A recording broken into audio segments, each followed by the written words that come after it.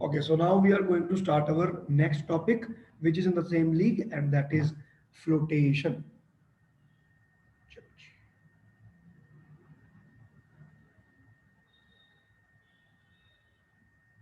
तो फ्लोटेशन जो है बेटा वो आपकी दो टाइप की यहाँ पर आती है।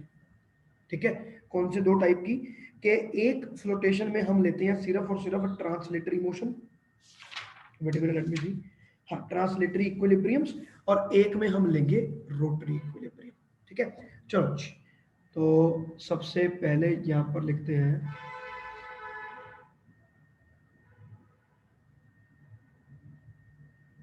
Translatory equilibrium. तो इसको अंडरस्टैंड करेंगे। आमतौर पे हमारे जीवन में जब भी आप देखोगे तो mixture of the topics and mixture of the things feel होता है, लेकिन फिजिक्स में जब हम पढ़ते हैं सारे अलग अलग पढ़ते हैं, और उसके बाद जब आपको प्रैक्टिकल करने को मिलता है तो यू सी कि everything is happening together. Translatory भी हो रहा है और रोटेटरी भी हो रहा है। अब शिप चल रहा है तो ट्रांसलेशन भी हो रही है, रोटेशन भी हो रही है। दोनों को सेपरेटली कवर करते हुए सुपरपोज करवाकर आप प्रॉपर इक्वेशन फाइंड करते हो। तो यहाँ पर मेरे पास आ रहा है translatory equilibrium. So let us see. Simple है, बहुत ज़्यादा सिंपल है। तो यहाँ पे मैं सिचुएशन क्रिएट करूंगा, wait minute.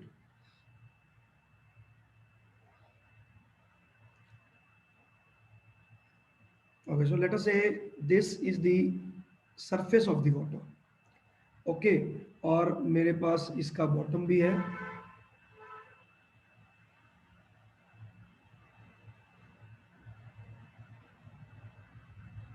This is the bottom.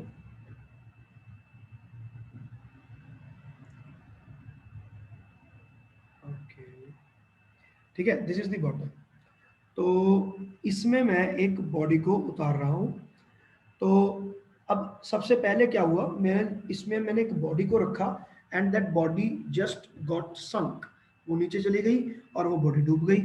तो आपकी बॉडी रही,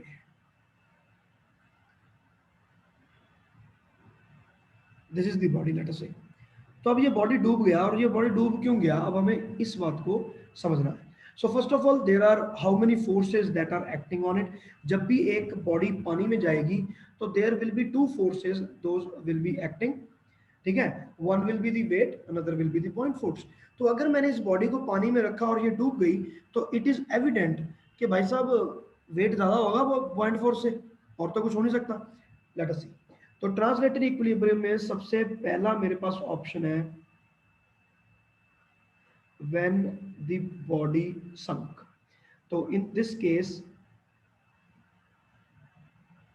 weight of body will be more than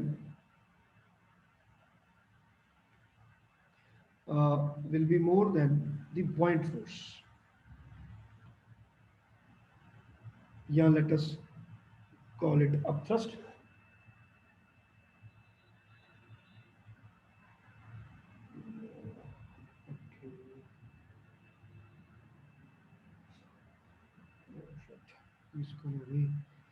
ठीक है, the weight of the body will be more than upthrust।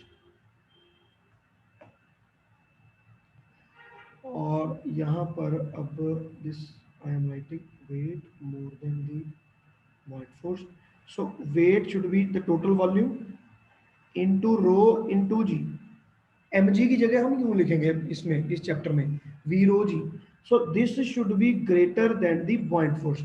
और पॉइंट फोर्स आपके पास आ जाती है कितनी, total into sigma into G. ठीक है ना। तो अब ये चीज आ गया।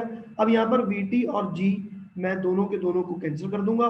सो I am reaching a conclusion that if the density of the body is more than the density of the liquid, it will definitely sink।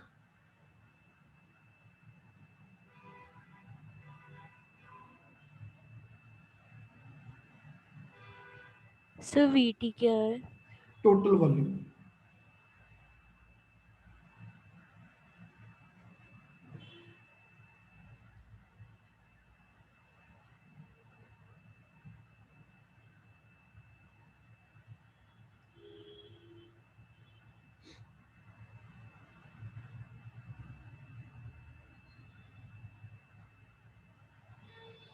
The body will sink, है ना।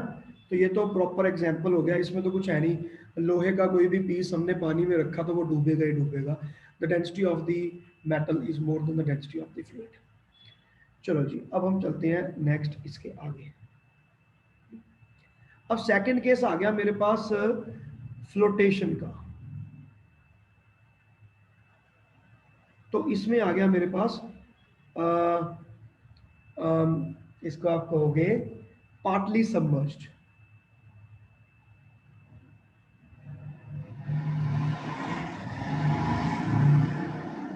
पार्टली सबमर्ज्ड मतलब कि ये बॉडी जब मैंने इसमें उतारी पानी में तो ये यहीं पर रह गई, आधी ऊपर और आधी नीचे। So that will be the case number 2।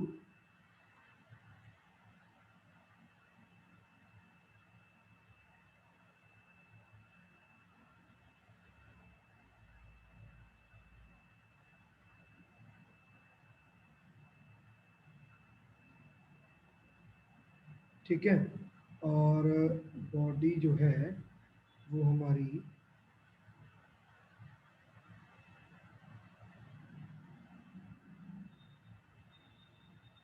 इस तरह से होगी। तो it is now partly submerged and partly out.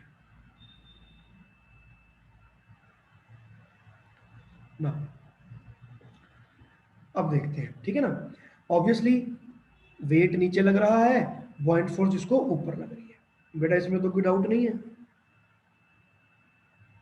No sir. है ना। मैं ना ऐसे बना रहा हूँ, एग्जैक्ट लोकेशन पे नहीं बना रहा हूँ, नहीं तो फिर वो सुपर इम्पोज करने लगते हैं ना तो प्रॉब्लम होने लगती है। तो मैं इसको सिंपली ऐसे दे रहा हूँ,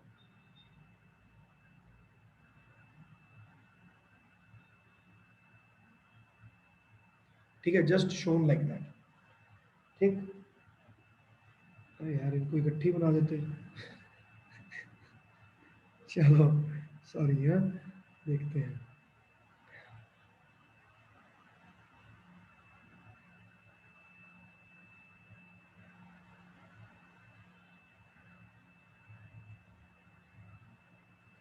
this is the point force, ठीक है। तो अब ऑब्वियसली हम ये जानते हैं कि भाई ये ट्रांसलेटरी इक्विलिब्रियम के अंदर है, the body is neither going up nor going down. इसका मतलब इसकी सारी फोर्सेस इक्वल है, ना तो वो ऊपर जा रहा है ना नीचे जा रहा है। अगर वेट ज्यादा है तो डूबता क्यों नहीं, अगर बॉयंसी ज्यादा है अभी भी तो ऊपर क्यों नहीं जा रहा, तो यहाँ पर आके रुक गया। तो मैं यहाँ पर क्या करने वाला हूँ, देखते हैं। सारी फोर्सेस को मैं यहाँ पर इक्वेट करने वाला हूँ। तो सबसे पहली बात तो जो मेरे पास बी है या थ्रस्ट है, ये कितना लगेगा मुझे, V in into sigma into G, where sigma is the density of the liquid and rho is taken as the density of the body। तो ये आ गया। अब इसमें V in आया, लेकिन अगर मैं बात करूंगा the weight of the body की, तो वहां पर तो आप कह सकते हो M इंटू जी, तो M को कहना पड़ेगा total volume into rho into G. अब यहां पर मैं लिख दिया VT, टोटल वॉल्यूम, ठीक है। इन दोनों को मैं यहां पर इक्वेट करने वाला हूं।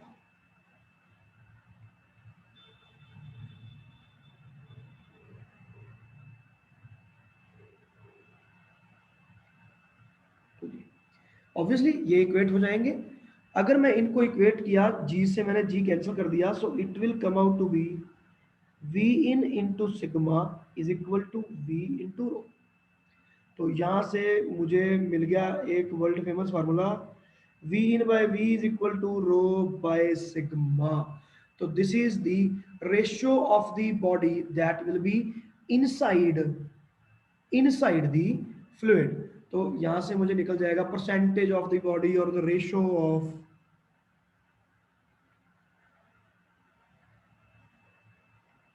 Volume inside, ratio of volume inside,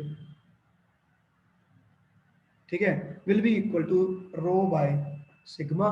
तो इनवर्सली प्रोपोर्शनल है। अगर सिग्मा ज्यादा तगड़ा है, मतलब पानी की जगह वहां पर मरकरी है, तो वो सारी की सारी बॉडी को ऊपर कर देगा, डिप ही नहीं होने देगा। सोच के देखो कि मरकरी है या कोई कीचड़ है, उसके अंदर हम कोई चीज फेंकेंगे तो वो थोड़ी सी डिप होती है, डिप ही नहीं होती उससे ज्यादा, है ना। तो ये आ गया V in by V is equal to rho by sigma. So this is the condition जहां से आप देख सकते हो कि कितने परसेंट बॉडी आपकी डूब जाएगी। 50% बॉडी डूब जाएगी अगर density of the body is half of the density of the liquid, है ना। तो 50% of the body will B submerged. चलो अब चलते हैं हम इसके लास्ट केस में। बेटा इसमें कोई डाउट है तो पूछ लो। No, sir. So let us move to our last part, ठीक है। और इसके बाद रोटेशन भी है। Okay okay okay okay, can do it.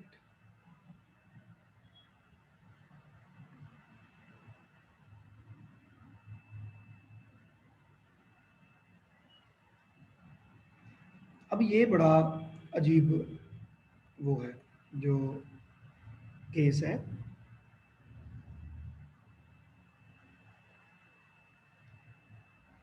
This case is different. Okay, तो अब देखते हैं। अब यहाँ पर मेरे पास ये आ गया। अब एक तीसरी तरह की भी बात हो सकती है। अब देखो यहाँ पर तो मैंने बोला कि इक्वल तो कर दिए, पॉइंट्स को और वेट को इक्वल कर दिया, लेकिन यहाँ पर वॉल्यूम तो इक्वल था नहीं, है ना। तो एक्चुअली में अगर मैं इस बॉडी को 100% डिप करता तो point force will be more than the weight, ठीक है ना। If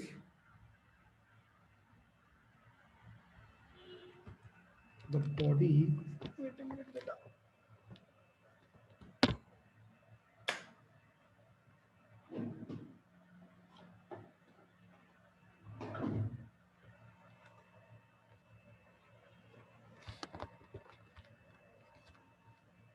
okay, if the body is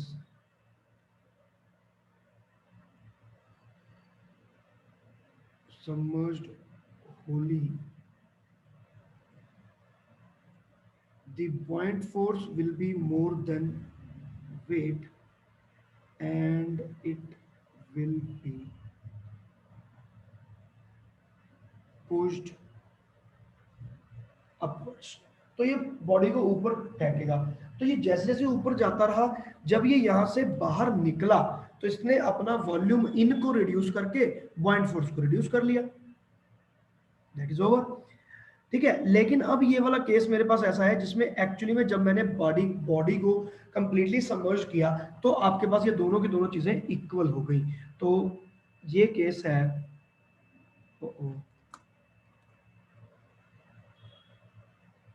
Excuse me, sir. हाँ बेटा, सर ये केस हो सकता है कि बॉडी की डेंसिटी वाटर से ज़्यादा हो। बॉडी की डेंसिटी वाटर से ज्यादा हो तो ये तो हो ही सकता है बेटा। ये तो फर्स्ट केस आ ही गया, तो डूब तो गई और बॉडी। सॉरी सर, वाटर की डेंसिटी हो ज़्यादा। वाटर की डेंसिटी से ज्यादा हो, हाँ तो बेटा यहाँ पर आप पुट करके देखो ना वैल्यू, वाटर की डेंसिटी सिग्मा से ज्यादा है। तो सोच के देखो, मान लो ये रो है और ये 2 रो है ना। तो ये हाफ हो गया, तो मतलब 50% of the body will be dipped. तो यहाँ पर है क्या, obviously V in can never be more than, देखो यहाँ पर एक और कंक्लूजन लिखते हैं, V in will always be less than or equal to V total. So this implies V in by V will always be less than equal to 1. So rho by sigma will always be less than equal to 1. This implies density of the body will always be less than or equal to the density of the water. तभी float करेगी, नहीं तो float कैसे करेगी। Sir एक बार we इन और we total में एक बार बता दो, कंफ्यूजन हो रही है। बेटा देखो, V टोटल यहाँ पर क्या है, पूरा ब्लैक कलर का बॉक्स। लेकिन अगर मैं V इन की बात करूं तो it is this, this much is V इन और V टोटल जो है वो ब्लैक में है। समझ आ गया। Yes sir.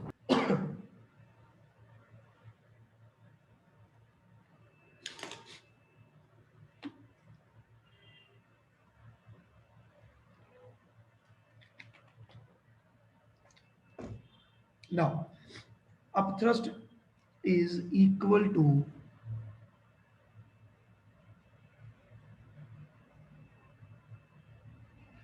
to the weight when the body is completely submerged। तो अब मैंने इस बॉडी को कंप्लीटली सबमर्ज कर दिया, तो ये रही हमारी बॉडी, ठीक है। तो अब इस केस में मेरे पास क्या आ रहा है, देखो जो वेट है वो नीचे है, this weight is coming out to be equal to the buoyant force.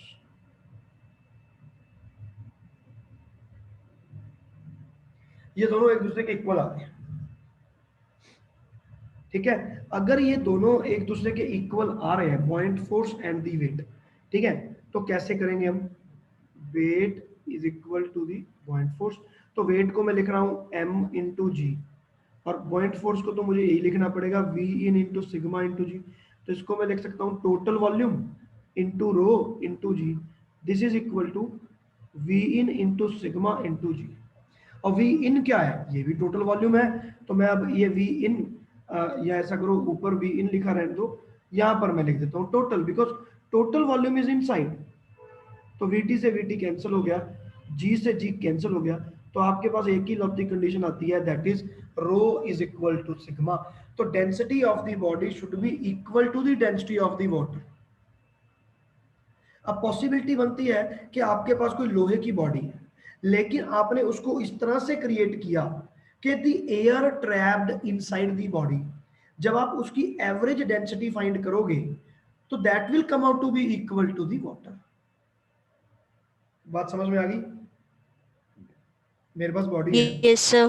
है ना, मेरे पास बॉडी जैसे this is the water bottle, और मान लो ये पूरी पानी से भरी हुई है, तो इस जो ये प्लास्टिक है इसका तो वॉल्यूम भी बहुत कम है, मास भी बहुत कम है। अगर मैं इस बोतल को पूरा पानी से भर लूं तो इसकी जो डेंसिटी आएगी that will be approximately equal to that of the water, क्योंकि ये तो इसका तो वेट ही नहीं है। तो जब मैं इस बॉटल को पानी में फेंकूंगा, भर के पानी से भरी हुई बॉटल को फेंकूंगा, तो इट विल नॉट सिंक, वो पानी में जाकर ऐसे रुक जाएगी, ऐसी रुक जाएगी हवा में, it will start floating there as if it is in a space. Weightlessness feel होगा इस बॉडी को,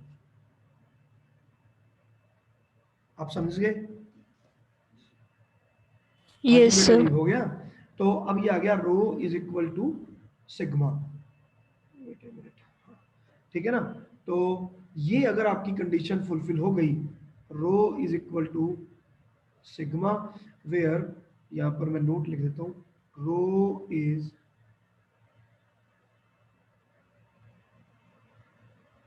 density of body which could be average density. जैसे कि शिप, अब शिप आपका पानी में तैरता क्यों है जबकि शिप इतना भारी है? क्योंकि शिप का जो सरफेस है वो लोहे की है, लेकिन उसके अंदर तो एयर है। तो जब आप उस पूरे वॉल्यूम को लोगे और उसकी एवरेज डेंसिटी फाइंड करोगे तो वो वाटर से कम आएगी, that is why ship is floating. Done, बात क्लियर? तो ये यस सर। कंडीशन हो गई, and this equilibrium is called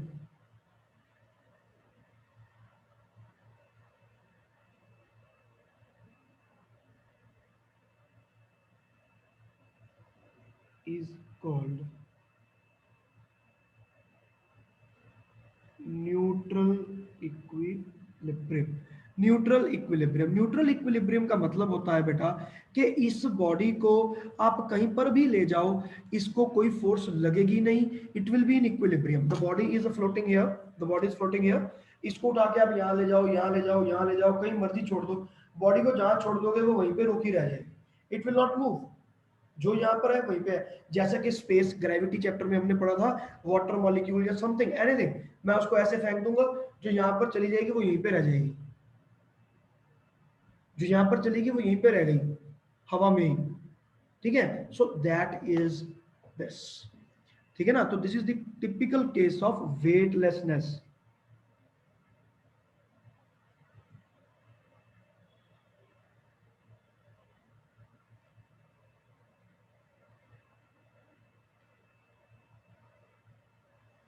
the body will experience weightlessness.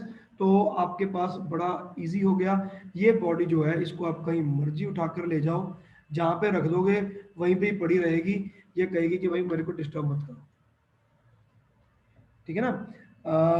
Eight this position it is in equilibrium, at this position also it is in equilibrium, equilibrium cannot be disturb. और जो ये वाली जो floating body है, this body is also in equilibrium, सोचा जाए तो mg is equal to B आ रहा है, so this is also in equilibrium. But इस इक्विलिब्रियम को हम एक स्पेशल नाम देते हैं, and that name is stable equilibrium. Stable equilibrium means कि ये अब इक्विलिब्रियम में है, मैं इस बॉडी को अगर डिस्टर्ब करूंगा, if I push this body into the water, it will regain its equilibrium again, I will push it, it will again come back to the same equilibrium position. तो ये अपनी इक्विलिब्रियम पोजीशन को वापस से attain करती है, that is why this is called stable equilibrium, and this will be known as neutral equilibrium. बेटा ये बात क्लियर हो गई? Yes sir. चलो जी, तो बेटा with this we have completed our translatory flotation motion. Okay, तो अब रह जाता है रोटेशन। तो मुझे लगता है कि टाइम काफी हो गया और वो कंप्लीट नहीं होगा by 4 o'clock, so it is better that we stop today and we would be continuing tomorrow with rotational equilibrium in flotation. बेटा कोई डाउट है? Excuse me sir. हाँ जी बेटा बोलो। सर कोई अगर बॉडी पूरे सरफेस पे है वाटर के तो उसका क्या मतलब? मतलब वो डिप ही नहीं है? सर मतलब पूरे सरफेस पे मतलब डिप नहीं कर रहा, सिर्फ फ्लोट कर रहा है ऊपर वाटर के। नहीं नहीं, it has to dip something, कुछ ना कुछ पार्ट तो डिप करेगा ना, otherwise point force will be equal to zero. अगर अपवर्ड फोर्स लगेगा ही नहीं तो वेट कैंसिल कैसे होगा? Okay sir. अगर अपवर्ड फोर्स नहीं लग रहा तो weight, the force which is acting downward can not be cancelled, तो बॉडी आपकी फ्लोट कैसे करेगी, एक जगह पे रुकेगी कैसे?